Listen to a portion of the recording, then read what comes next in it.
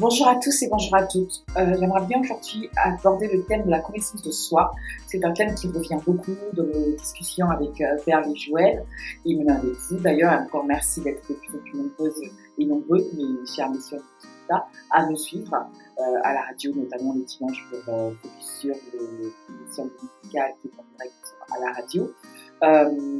Cette thématique aujourd'hui dans la connaissance de soi est bien évidemment quelque chose qui ne se termine pas. C'est un travail pour moi qui ne se termine pas. Et encore, heureusement d'ailleurs, parce qu'on n'est pas la même personne à 15 ans et à 30 ans ou 50 ans, et Dieu merci.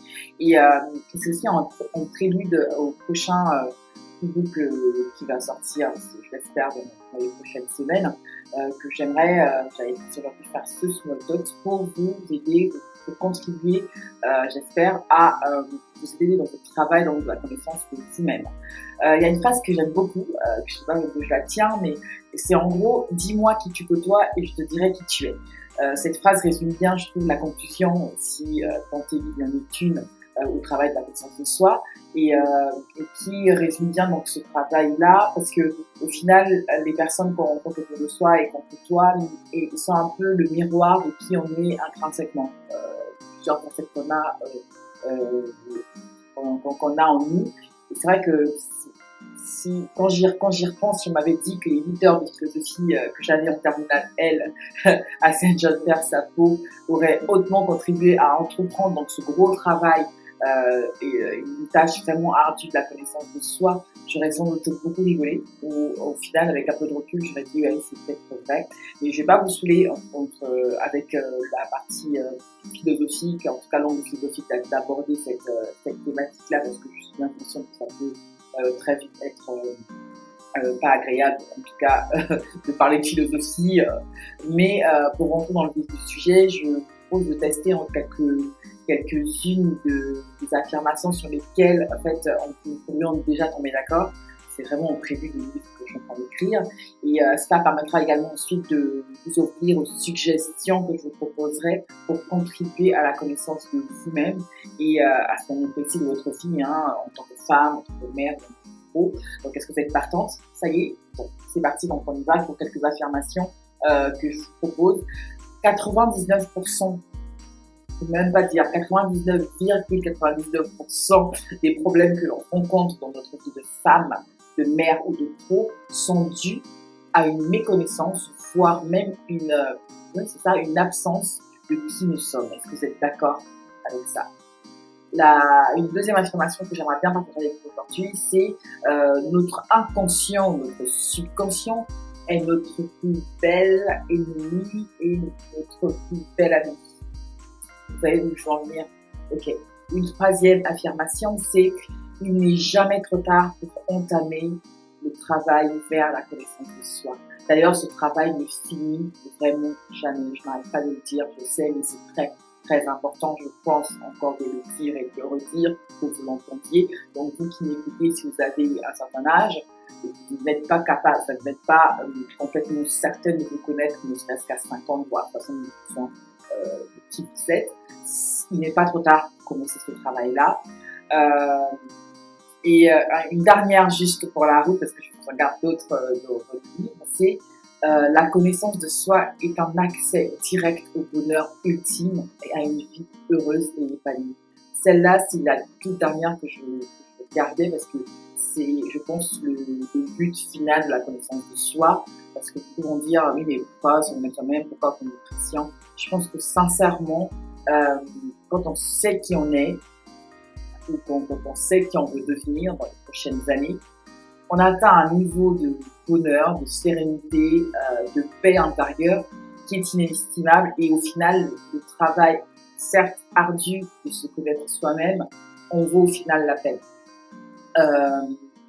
Donc vous pourriez ne peut-être pas être d'accord à 100% avec toutes ces affirmations et admettez quand même qu'il y a au moins plus de la moitié que vous partagez. Donc vous aurez l'occasion de me le dire, j'espère, en commentaire de ce small talk. Et à votre léger sourire, par contre, je crois quand même que vous êtes d'accord avec ce que je dis. Mais n'hésitez vraiment pas à le partager en commentaire ou en m'envoyant un mail dessus. Et l'idée, c'est que dans les prochains small talks, dans les prochaines émissions, dans le livre qui qui sortira, je vais partager avec vous, si vous me le permettez, donc des trucs et astuces pour vous aider à vous connaître et à passer ne serait-ce que 5 minutes seul au quotidien avec vous-même, sans avoir peur ni honte de ce que vous pouvez voir en face du miroir ou de ce que vous pensez le plus profond qui pourrait vous révéler ou vous faire ressortir. Je pense que c'est important. Et, mais juste pour lister, juste pour donner quelques astuces comme ça, pour donner un aperçu de ce qui sera dans le livre et même de ce qu'on pourra aborder ensemble de vive voix dans les prochaines émissions par exemple. Il y a quelques astuces comme ça. La première, je dirais, c'est de lister. Moi, c'est ce que j'ai fait en tout cas, c'est de lister ce que j'aime et ce que je n'aime pas. Feuille Excel, enfin voilà, un cahier, pardon, une feuille Excel, votre ordinateur, vous faites une colonne, listez ce que vous n'aimez pas faire, par exemple. Et il y a aussi la seconde astuce, c'était que j'aime imaginer au fait ce que je ressentirais si je ne devais pas faire ou dire une chose qui pour moi est importante. Et ça dans tous les aspects de votre vie, que ce soit au boulot, que ce soit dans le cadre familial. Vous êtes dans une conversation, il y a une situation qui se présente. Vous auriez voulu dire ou faire quelque chose et vous ne l'avez pas fait. Imaginez ce que ça pourra vous produire si jamais une situation un peu rocambolesque se présentait et que vous n'agissiez pas. Comment vous le ressentirez en fait. Rien que par rapport à ça, ça vous donnera plus de courage pour réagir si jamais une situation similaire se produisait. Il y a aussi une autre astuce comme ça, c'est que je liste les choses dont j'aurais le plus honte, vraiment, honte de moi, si je venais à les faire ou à les dire. Donc en gros, j'ai encore rien fait peut-être, et j'imagine ce qui me fera le plus honte. Quand vous faites cette liste-là, ça a l'air de rien comme ça, mais je vous assure, à la fin de l'exercice, vous comprendrez au final qui vous êtes vraiment dans certains aspects de votre vie. Et à l'instant T, à un instant précis de votre vie, dans une période, là tout à l'heure on va rentrer encore dans une période de confinement et tout ça, ça va vous permettre à l'instant T que par rapport à tout ce qui se passe autour de vous, ce que vous aurez honte de faire ou de dire, par exemple, ça va vous déterminer, il pourrait y avoir un adjectif positif, j'espère, du coup, sur vous de qui vous êtes. C'est des petites astuces comme ça qu'on aura l'occasion, j'espère, de pouvoir échanger, discuter dessus. Voilà, c'était un small talk, plutôt une espèce d'avant-goût, j'espère, des prochaines discussions qu'on pourra avoir et puis surtout du prochain livre qui sortira.